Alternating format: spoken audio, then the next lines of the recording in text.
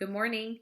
When my dad was young, he was swimming and he went to swim out to a raft that was in a deep part of the lake. He didn't realize how far it was, though, and he barely had the strength to get to the raft. And when he finally made it to the raft, someone that was already on there pushed him back off.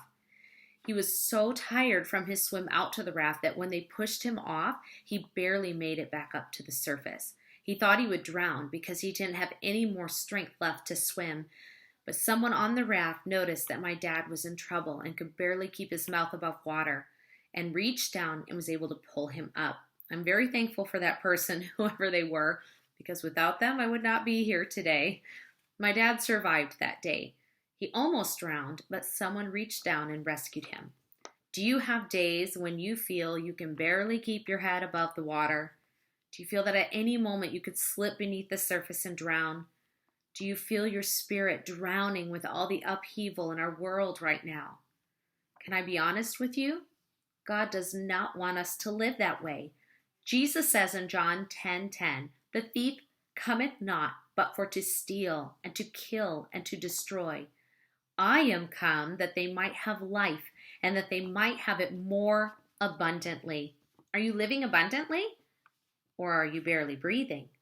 The devil's the one who wants to drown you with the cares of this world. He wants you to keep treading water, barely surviving, but not Jesus. He came to give us life, and not just any old kind of life, life abundantly. Abundant means plentiful, fully sufficient, having great quantity, and I love this one, overflowing with. Jesus came that we could be overflowing with life. Some days, however, it seems that it's all we can do just to keep our head above the water. That was where my dad was that day. He was about to drown until someone above him on the raft saw he was in trouble and reached down to help. Are you drowning today? Has all this recent news left you just gasping for air? Jesus will reach down and lift you up. Reach for him. He's there to pick you up when you're down. Isaiah 40 verse 26 says, "Lift up your eyes on high, and behold who hath created these things, that bringeth out their hosts by number. He calleth them all by names, by the greatness of his might, for that he is strong in power, not one faileth." I want to point out two things that I noticed in this verse. First, notice the words that say, "Behold who hath created these things." And if we realize that everything was designed by God, He made the tough times. The bad circumstances around us are what God uses to strengthen us. We can get a different perspective on our life when we think like that. We have to stop looking around us at the water that we feel is going to drown us at any moment, and look to the one on the raft who has the strength to lift us just at the right moment to keep us from drowning. And when we realize He's always there, we won't be so scared of drowning. When I was teaching my kids to swim, they never wanted me to let go. But I knew that I had to let go. If I didn't let go, they'd never learn to swim. They had to strengthen their leg muscles by treading water without support.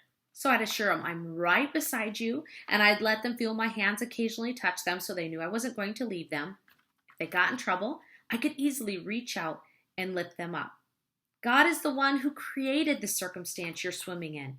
And He, as your heavenly Father, is right there, ready to lift you with strong arms if the water gets too much for you. The next phrase I want to point out is that He is strong in power. Now, my dad thought he could make it to the raft by himself, no problem.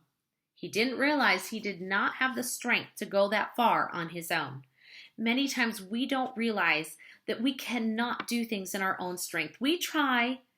We pridefully think we don't need any help, and then when we find ourselves drowning, what do? We cry out for help. Now the Lord will help us. He is strong in power, the verse says. Psalm 34:17 says, "The righteous cry, and the Lord heareth, and delivereth them out of all their troubles." Psalm 37:39 says, "But the salvation of the righteous is of the Lord. He is their strength in the time of trouble." He will give you strength to tread water when you feel you will drown, and He will reach down and pick you up when you are out of strength. But I'd like to say that God would probably much rather be having a conversation with you up on top of the raft rather than having to keep picking you up to save you from drowning. He will do it, but that's not what he wants. That's not how he wants us to live our life, constantly drowning in the cares of this world. He wants so much more for us, and we can have so much more. Remember, Jesus came that we could have abundant life. How do we do it then? We have to get our eyes off of the water and the things that are pulling us down and get our eyes on the one who created it. If we keep our eyes focused on him, all those things that are pulling us, trying to drown us, will have no power over us if we keep our eyes stayed on God. I heard someone once say that survival is fear-based, but living is love-based. Don't barely survive life. Live abundant life through Jesus. These tough times will make you stronger. The more you tread water, the stronger your legs will become. Tough times teach us how to handle the next tough time that comes our way. Sigmund Freud, an Austrian neurologist, said, "One day in retrospect, the years of struggle will strike you as the most beautiful." Robertson Davies, a Canadian novelist, said, "Extraordinary people survive under the most terrible circumstances, and they become extraordinary because of it." Survive, but do more than that. Be an extraordinary Christian. Live life abundantly. Michael Scott, an Irish author, put it this way: "The strong survive, but the courageous triumph." If you're treading water today about to drown, reach up to the one that can give you life, not just so you can survive, but so you can live your life abundantly.